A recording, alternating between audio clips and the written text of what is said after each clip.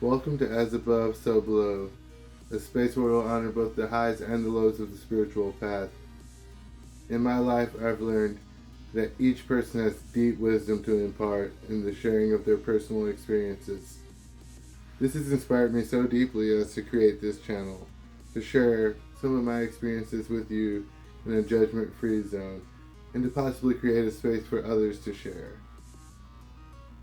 Without further ado, we're just going to dive in because I have a script, but I'm not sure how closely we're going to follow it. The main thing for me to this channel is the authenticity, which is, as you see, why this looks pretty rough. Since this is my first video, I guess the bar is set pretty low, and that's fine. I feel like the most important thing here is to be honest about everything that I'm saying in this video. And in that spirit, I'll say that this has been a very difficult day. I thought that my first YouTube video would be just fun and easy. It took me like 8 hours to just set up the lighting. I don't have any of the cool gadgets or anything. I barely have a tripod. I have a tripod though. I'm just really sitting in gratitude with the fact that I'm able to present this, whether or not it's my final vision already or not. So I have a script that I wrote, but I think we'll get really meta as I dive into it because, you know, I feel like when I'm writing, there's, you know, even if that's coming from the heart, it feels like the process of editing and changing your writing is just so much ego, and it takes so much time and mental focus. But as I sit here right now, I feel like I'm speaking from the heart, and I'll go through the script, but we'll probably have some stuff to say about what I wrote, maybe here and there and in between. We'll see. So without further ado, let's dive in. Alright, in this first episode, we'll talk about manifestation's tricky nature, and we'll get really meta as this video is kind of one of the things I've been manifesting. I remember the desperation. I just had our fourth child. I remember seeing this comedy skit. I think it was Jim Gaffigan. He was saying, if you want to imagine what it's like to have your fourth kid, just imagine that you're drowning and someone hands you a baby. And I found that to be quite accurate. We were suffocating. We had just started a business, but it hadn't really kicked off yet. I was desperate for answers. I devoured Joe Dispenza's teachings, and I did money bowls, money jars, all the kinds of spells. I did abundance rituals, and well, I mean, I did pretty much everything, but nothing seemed to work. Then I stumbled upon this podcast claiming to have the secrets to manifesting wealth. I was hooked until I got to the part where they were explaining that they grew up wealthy and their parents always had money. So it didn't really help me with trying to overcome, like, you know, scarcity and the poverty mindset. This was a person who always had money, you know. Not to discount whatever their personal struggle is. I'm sure, you know, there's something to unpack with whatever trauma there is with growing up with money, but it was certainly not my struggle.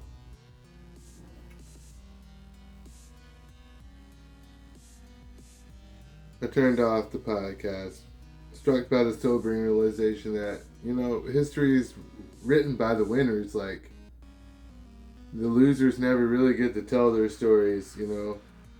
You only hear from those who succeed, but what about those who tried everything and still failed? What about their stories?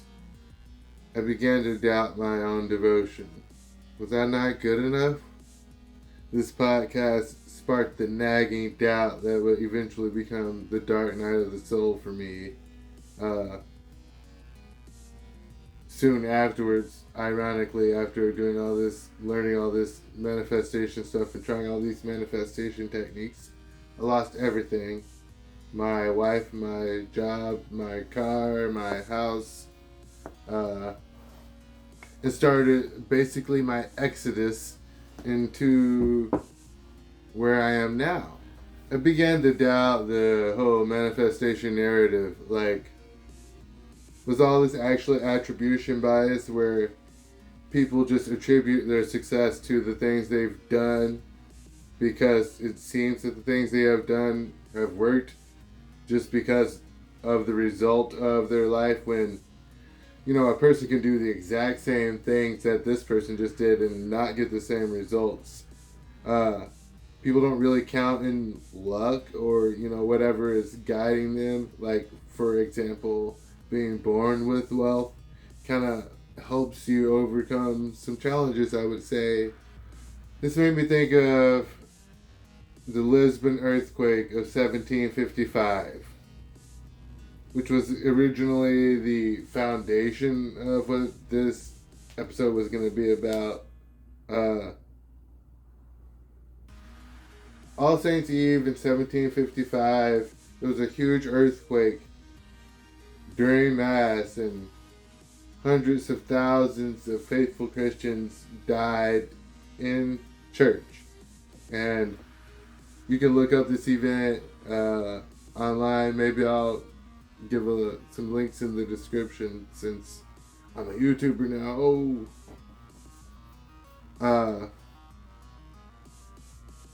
And I'm not cutting that part out. But it's kind of sparked atheism, a large rise in atheism, and largely I kind of look at that as the idea of, you know, on a large scale to humanity, you know, that's what created a large amount of doubt initially in the Christian community. Whereas right now, you know, in everyone's life, whatever you are in your spiritual path, things will happen to cause you to doubt. I think it's a thing if you really honestly take a look at the way people's lives work and try to attribute that to somehow their level of honor or moral well-standing with the universe. I think it's unfair when one of the age-old questions is, why do good people suffer? I think once I really started to integrate this idea, as negative as it was, it kind of, you know, it freed me up from comparing myself to other people and wanting the things that, you know, I see other people have, or, you know, envying other people's lives and their paths, because it kind of seems that, you know, like the person who was given that podcast, even though they always had wealth, they still had some problems with money.